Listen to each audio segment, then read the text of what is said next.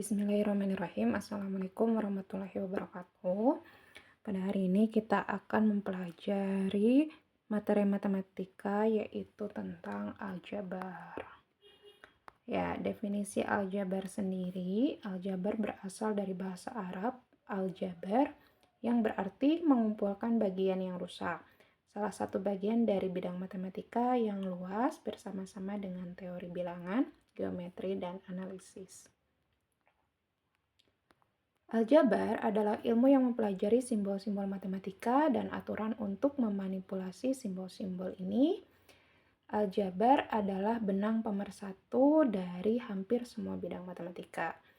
Aljabar meliputi segala sesuatu dari dasar pemecahan persamaan untuk mempelajari abstraksi seperti grup, gelanggang, dan medan. Semakin banyak bagian-bagian dasar dari aljabar disebut aljabar elementer. Sementara bagian aljabar yang lebih abstrak disebut aljabar abstrak atau aljabar modern. Aljabar elementer adalah bentuk fundamental dan dasar dari aljabar yang diajarkan kepada murid yang dianggap sedikit atau tidak memiliki pengetahuan tentang matematika yang lebih jauh daripada aritmatika atau berhitung. Umumnya dianggap penting untuk studi matematika, ilmu pengetahuan, teknik, aplikasi dalam kesehatan, ekonomi, dan lain sebagainya. Berikut adalah notasi aljabar. Notasi aljabar menjelaskan aturan dan ketentuan ekspresi matematika secara terminologi yang digunakan untuk membicarakan bagian-bagian ekspresi.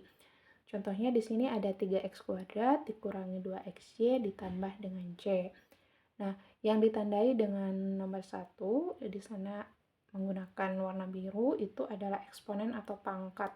Kemudian dengan nomor 2 di sana ada nomor 3 dan 2 ya, di depan x² dan depan xy itu merupakan koefisien. Sedangkan 3x², 2xy, kemudian c itu adalah suku ke.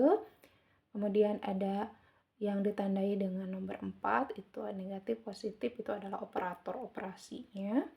Kemudian ada C itu adalah konstanta, sedangkan X dan Y itu adalah variabel. Nah, aljabar elementer dalam aritmatika dengan memasukkan huruf yang disebut variabel untuk mewakili angka umum tidak ditentukan. Ini berguna karena beberapa alasan ya. Variabel mungkin mewakili angka yang nilainya belum diketahui. Variabel memungkinkan seseorang untuk menggambarkan masalah umum tanpa menentukan nilai kuantitas yang terlibat. Variabel memungkinkan untuk mendeskripsikan hubungan matematis antara besaran yang mungkin berbeda. Kemudian variabel memungkinkan untuk mendeskripsikan beberapa properti matematika. Kemudian ada menyederhanakan ekspresi dari aljabar ini. Ekspresi aljabar dapat dievaluasi dan disederhanakan berdasarkan sifat dasar aritmatika, penambahan, perkalian, pembagian, dan eksponensial. Yang pertama itu ada suku ditambahkan dan disederhanakan menggunakan koefisien. Misalkan x ditambah x ditambah x dapat disederhanakan menjadi 3x, dengan 3 adalah koefisien numerik.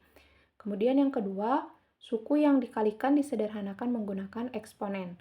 Misalnya x dikali x direpresentasikan atau disederhanakan sebagai x pangkat 3. Kemudian suku ditambahkan. Misalnya 2x² ditambah 3ab dikurangi x² ditambah ab dituliskan sebagai x² ditambah 4ab. Karena suku yang mengandung x² dan suku yang mengandung ab. Kemudian nomor 4 ada tanda kurung dapat dikalikan menggunakan sifat distributif. Misalkan x dikalikan dalam kurung 2x ditambah 3 dapat dituliskan sebagai x dikali 2x ditambah x dikalikan 3. Ditulis sebagai 2x pangkat 2 ditambahkan 3x. Kemudian nomor 5 ekspresi dapat difaktorkan. Misalkan 6x pangkat 5 ditambahkan 3x².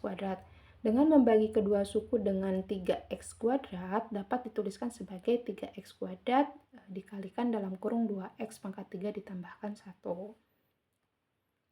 Nah, kemudian ada bilangan dan operasi dasar. Bilangan itu adalah angka yang digunakan dalam aljabar seperti bilangan real, bulat, rasional, dan irasional. Kemudian operasi dasarnya yaitu penjumlahan, pengurangan, perkalian, pembagian, pemangkatan, dan akar. Nah, contoh yang selanjutnya dalam operasi aljabar ada penjumlahan aljabar. Misalkan terdapat 3x ditambah 2 ditambah 5x ditambah 7. Maka penyelesaiannya kita tinggal dibuka saja kurungnya. Berarti kan 3x ditambah 2 ditambah 5x ditambah 7. Yang punya x kita kumpulkan, ya, variabel yang sama, kemudian yang hanya konstanta juga kita kumpulkan.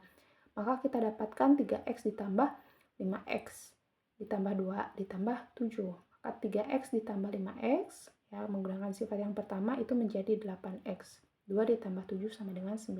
Maka hasilnya adalah 8x ditambah 9. Selanjutnya dalam pengurangan, ya, misalkan 3x ditambah 2 dikurangi dalam kurung 5x ditambah 7. Maka dalam hal ini ketika kita membuka kurungnya, kita harus mengalihkan minus atau tanda negatif dengan suku dalam kurung setelahnya. Itu jadi 3x ditambah 2 dikurangi 5x dikurangi 7. Kemudian setelah itu lakukan yang sama seperti cara sebelumnya, yaitu kita kumpulkan variabel yang sama. 3x dikurangi 5x ditambah 2 dikurangi 7. Maka didapatkan negatif 2x dikurangi 5. Nah, selanjutnya dalam perkalian aljabar, ya, di sini 3x ditambah 2, kemudian dikalikan dalam kurung 5x ditambah 7. Ya, berarti kita melakukan distributif. Ya, berarti 3x dikalikan 5x, kemudian ditambahkan 3x dikalikan 7, ditambahkan 2 dikali 5x, kemudian 2 ditambah 7. Maka kita akan mendapatkan 5x kuadrat ditambah 21x ditambah 10x ditambah 14. Kemudian setelah ini kita gabungkan kembali yang memiliki variabel yang sama, yaitu 21 dan 10. Maka kita dapatkan 5x kuadrat ditambah 31x ditambah 14. Nah, operasi aljabar yang berikutnya adalah pembagian. Di sini misalkan berapakah hasil dari 15x kuadrat ditambah 31x ditambah 14 dibagikan dengan 5. Maka kita bisa melakukan cara yang pertama itu 5x kuadrat ditambah 31x ditambah 14 kita bagi kurung dengan 5x. Nah, kita hanya perlu memperhatikan yang pertama itu adalah suku pertamanya dulu. Berarti 5x kuadrat dibagikan dengan 5x. 15x kuadrat dibagikan dengan 5x. Berarti 15 dibagikan 5 itu 3.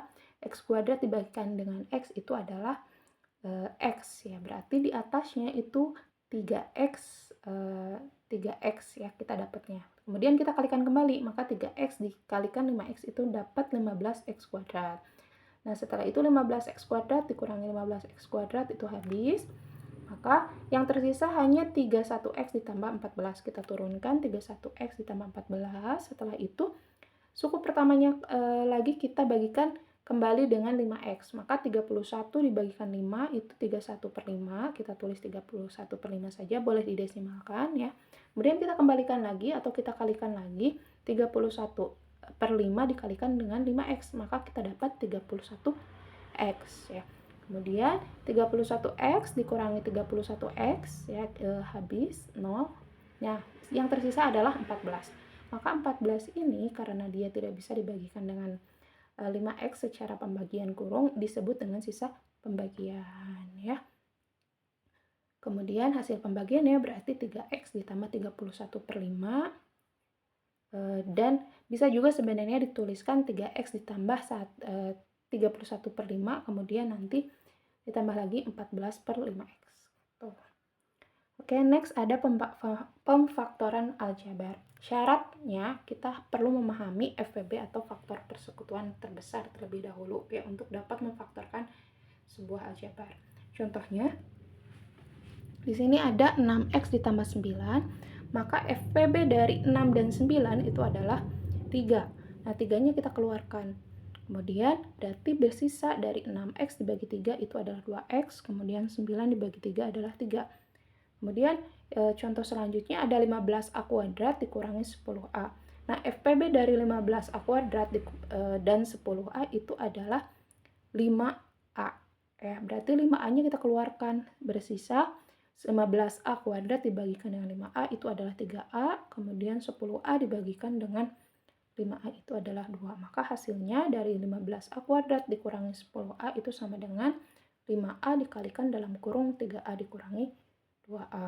Nah, selanjutnya ada contoh 20X kuadrat Y ditambah 25X Y sama dengan 5XY dikalikan dalam kurung 4X ditambah 5. Dengan 5XY ini merupakan FPB dari 20X kuadrat Y dan 25XY. Nah, pemfaktoran dalam aljabar ini kita juga akan menentukan akar-akar persamaan kuadrat ya, atau pemfaktoran juga. Berarti di sini pemfaktoran dari persamaan kuadrat bentuk umumnya kita dapatkan AX kuadrat ditambah BX ditambah C sama dengan 0. Dengan cara faktorisasi kita bisa mendapatkan AX ditambah P dalam kurung atau dikalikan AX ditambah Q per A sama dengan 0 dengan syarat nanti AC-nya itu sama dengan PQ dan B-nya itu sama dengan P ditambahkan Q. Dalam mencari akar-akar juga kita bisa menggunakan rumus ABC di mana X1 X2 itu sama dengan negatif B plus minus akar dari B kuadrat dikurangi 4AC dibagikan dengan 2A ya. Nanti kita akan mempelajari lebih dalam tentang akar-akar ini ya, karena ada pembahasannya tersendiri. Kemudian selanjutnya ada aljabar modern. Nah, ini cuman sekilas saja tentang aljabar modern, yaitu matematika tingkat lanjut ya. Nanti akan belajar tentang aljabar modern ini di matematika tingkat lanjut, kemudian dipelajari oleh para profesional dan oleh para pakar matematika. Ya, demikian pembelajaran pada hari ini terkait dengan aljabar ya. Lebih dan kurangnya mohon dimaafkan, semoga bermanfaat. Assalamualaikum warahmatullahi wabarakatuh.